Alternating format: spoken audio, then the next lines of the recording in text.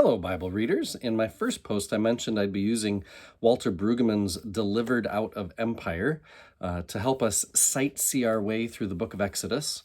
There are pivotal phrases or verses that just suddenly move from desperation to gratitude, from sickness to health. These texts demand our attention. The best part is when we pause long enough at these Bible stops. See what I did there? Not bus stops, but Bible stops. We find that these are places of faith, established sites where the Holy Spirit's already met the faithful and now promises to meet us. So today I'm looking specifically at chapter 2, verse 23. So I would suggest, if you haven't already, reading up through chapter 2 of Exodus. But to know what makes this a pivot point unto itself, we'd have to know the surrounding environs as well. So in Genesis 47, for example, toward the end of Genesis, we read about a famine that spreads throughout the land. And just like in our own times, just as has been true in every time, famine, war, natural disaster, pandemics, they all have the potential to breed winners who take advantage of the chaos, and losers who get taken advantage of. In Egypt, there was a literal pyramid scheme.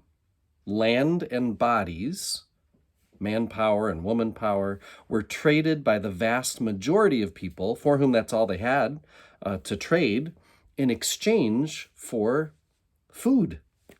The powerful became more powerful at the expense of the powerless.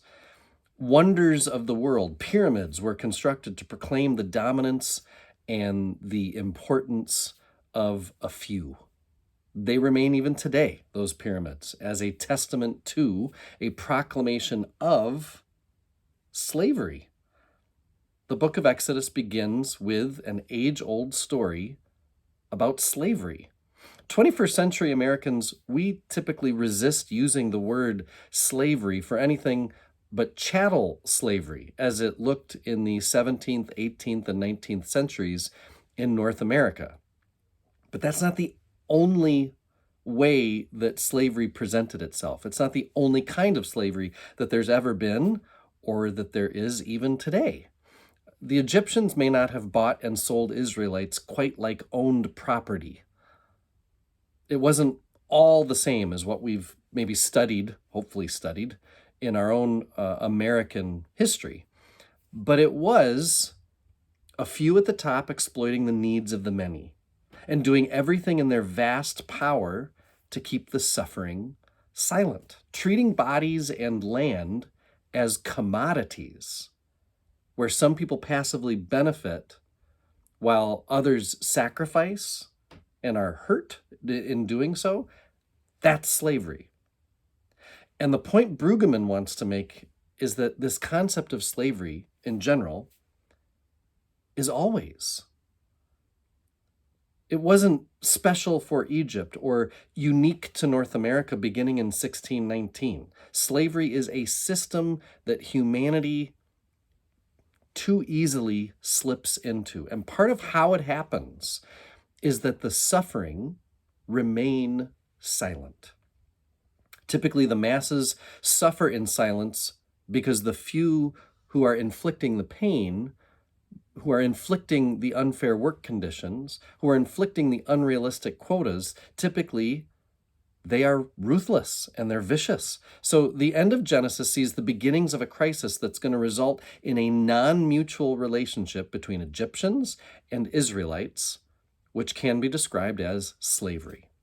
And as we get into Exodus, we start to see resistance to this slavery. The midwives do not obey the Pharaoh's order to kill all male Hebrew babies. Moses acts as a freedom fighter. Brueggemann suggests he could be labeled that, or he could also be labeled a terrorist from the Egyptians' point of view, as Moses kills an agent of exploitation. But in both of these acts of resistance, the midwives and Moses, they do their act of resistance silently, which is really all that matters to a tyrannical regime. Suffer, resist, or don't, just be quiet about it. Brueggemann says, such a regime fears only that such pain will become public data, sounded and heard in the public domain. A regime like this fears pain brought to speech, because such uttered pain becomes dangerous to the oppressive order. And this makes me think of oppressive regimes we know in our own time, and how our own nation's stated goal, freedom of speech, is truly the greatest protection against tyranny. So the Israelites have never practiced any freedom of speech in the story. They've kept their pain silent until the pivot point that we're looking at for today. Verse 23 says, the Israelites groaned under their slavery and cried out. To whom? Notice it is a cry addressed to no one. It's just a cry. Have you ever been there? It's like shouting at the wind. Only Exodus states that this cry rose up to God.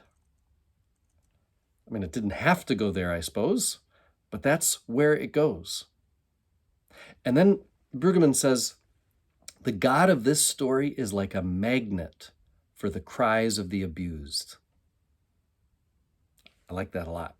We're going to see that that's true again in 2 Kings chapter 8, verses 1 to 6. Not that this study is going to go there, but if one were to read the whole Bible, we would see that again in 2 Kings 8, 1 to 6. A woman who has home and property taken from her appeals to the king, and her cry is met with restoration. Psalm 34, verse 17 says, when the righteous cry for help, the Lord hears and rescues them from all their troubles. The blind beggar Bartimaeus cries out in Mark chapter 10, verse 47. Jesus, you might know this story about Bartimaeus. The disciples try to shut him up. So he cries out even more loudly, and his sight is restored. Or how about the relentless widow in Luke chapter 18? Luke tells his disciples to pray like her as she insists on justice and eventually gets it. The God of our Exodus text is like a magnet for the cries of the abused. And this becomes a touchstone throughout the Bible, a defining trait of God throughout the Bible. This cry of the slaves in Egypt changes the circumstances of the slaves. It changes matters for the Pharaoh.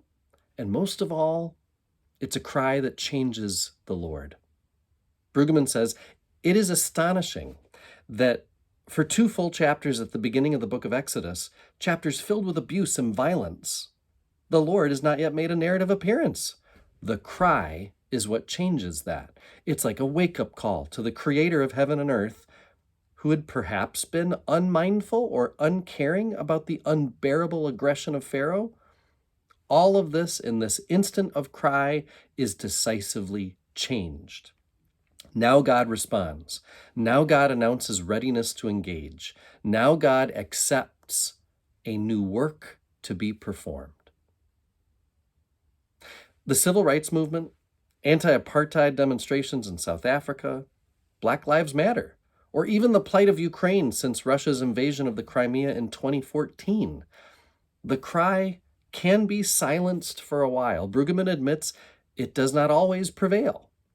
But the Exodus narrative attests to the claim made in our faith that the cry cannot be defeated because it evokes our God. When the cry rose up to God, those who broke the silence became allied with the transformative, emancipatory power of the Creator God. And that can't be resisted by Pharaoh, by white supremacy, by Putin, or any other power on earth.